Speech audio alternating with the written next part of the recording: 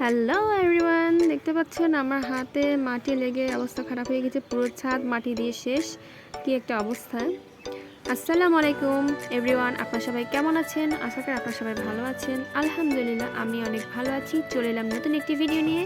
আজকের ভিডিওটি হচ্ছে রিফিলিং করা, অর্থাৎ গাছ ট্রান্সফার করতেছি আমি টব। তো দেখতে পাচ্ছেন এটা হচ্ছে আমার বেলি গাছ, আর আমি এখন এই গাছটাকে চেঞ্জ করব টবটা।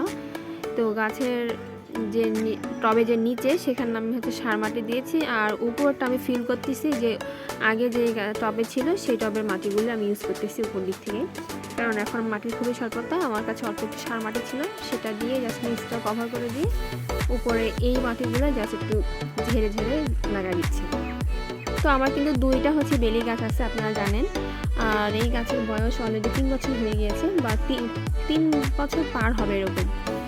তো যাই হোক, এখন আমি গাছটা রিপেয়ারিং করতেছি। তো যারা আমার ভিডিওগুলো পছন্দ করেন, আমার ভিডিওগুলো ভালো লাগে, তারা অবশ্যই লাইক কমেন্ট শেয়ার করবেন। আর যারা এখনও সাবস্ক্রাইব করেনি তারা অবশ্যই সাবস্ক্রাইব করে পাশে থেকে বেল আইকনটি ক্লিক করে দেবেন। আর যারা আমাকে ফেসবুক থেকে দেখছেন তারা অবশ্যই ফলো দিয়ে রাখবেন, লাইক শেয়ার করে দেবেন। আর কমেন্ট অবশ্যই জানিয়ে দিবেন যে কেমন লাগছে আমার ভিডিওগুলো কেমন লাগে আপনাদের। আর কারা কারা এরকম রিফিলিং করেন, তারা কিভাবে করেন সেটা আমাকে জানিয়ে দেবেন।